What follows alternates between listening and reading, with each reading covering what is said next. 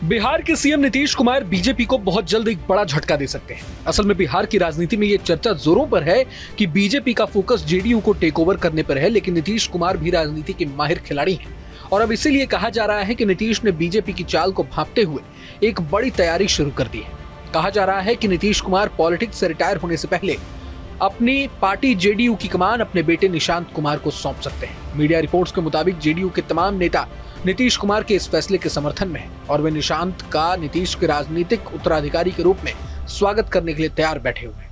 Media reports के मुताबिक नीतीश के बेटे निशांत मार्च में होली के बाद सक्रिय राजनीति में आ सकते हैं। बात करें निशांत की तो इससे पहले भी कई बार उनकी राजनीति में आने की चर्चा उठ चुकी है, लेकिन नीतीश कुमार हमेशा से वंशवादी राजनीति की आलोचना करते रहे और इसी वजह से उन्होंने अब तक अपने बेटे को पॉलिटिक्स से दूर ही रखा है। निशांत कुमार की उम्र 38 साल है और वो खुद भी टीवी, सोशल मीडिया और राजनीति की चकाचौंध से काफी दूर ही रहते हैं। बता दें कि निशांत कुमार नीतीश और उनकी दिवंगत पत्नी मंजू सिंह की इकलौती संतान है। उन्होंने बिरला इंस्टीट्यूट ऑफ टेक्नोलॉजी से इंजीनियरिंग की डिग्री ली है।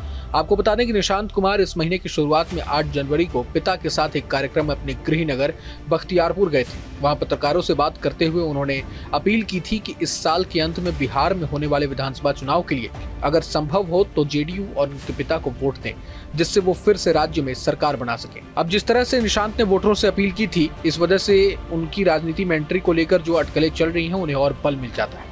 बता दें कि इससे पहले निशांत को 2015 में अपने पिता के शपथ ग्रहण समारोह में आखिरी बार किसी राजनीतिक समारोह में देखा गया था। खास बात यह है कि बख्तियारपुर में हुए इस कार्यक्रम के बाद जेडीयू के वरिष्ठ नेता और राज्य सरकार में मंत्री श्रवण कुमार ने ऐसे संकेत दिए कि निशांत राजनीति में आ सकते हैं। श्रवण कुमार ने कहा था कि निशांत को मौजूदा सरकार के बारे में अच्छी समझ है और ऐसे प्रगतिशील विचारों वाले युवाओं का राजनीति में स्वागत करना चाहिए। उन्होंने कहा कि इस संबंध में सही समय पर फैसला लिया जाएगा। मीडिया रिपोर्ट्स के मुताबिक जेडीयू के एक नेता ने द इंडियन एक्सप्रेस से कहा है कि आरजेडी प्रमुख लालू प्रसाद यादव ने 2013 में अपने बेटे तेजस्वी प्रसाद यादव को पार्टी के नए नेता के रूप में आगे किया था। रामविलास पासवान ने भी लगभग उसी दौरान चिराग पासवान का नाम आगे बढ़ाया था। चिराग पासवान ने ही 2014 में लोकसभा चुनाव से पहले एलजेपी को एनडीए के साथ लाने में अहम भूमिका निभाई थी और इस फैसले से एलजेपी को फायदा हुआ था। इसी तरह तेजस्वी यादव ने 2020 के विधानसभा चुनाव में आरजेडी का नेतृत्व किया और महागठबंधन को 110 सीटों पर जीत मिली। ऐसे में एक नेता का कहना है कि अगर निशांत कुमार भी एक दशक पहले राजनीति में शामिल हो गए होते तो नीतीश कुमार के स्वाभाविक उत्तराधिकारी होते। हालांकि अभी भी बहुत देर नहीं हुई है। निशांत कुमार के भविष्य के लिए अपने पाले में लाने की जरूरत है। निशांत पर हो रही चर्चा को राजनीति के जानकार भी इसे जेडीयू के लिए सकारात्मक बदलाव के तौर पर देख रहे हैं। अब सवाल ये उठता है कि निशांत के राजनीति में आने से बीजेपी और आरजेडी की परेशानी कैसे बढ़ेगी।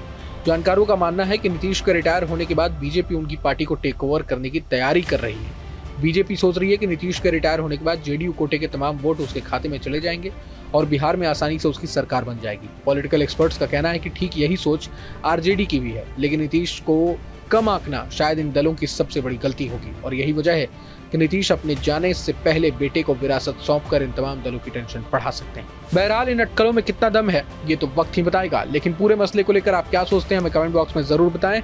अगर आपको ये वीडियो पसंद आए तो लाइक करें और चैनल को सब्सक्राइब करें। वहीं तमाम बड़ी खबरों के लिए देखते रहें न्यूज नेशन। न्यूज नेशन अब व्हाट्सएप पर खबरों की ताजा अपडेट के लिए न्यूज नेशन के इस क्यूआर कोड को स्कैन करें।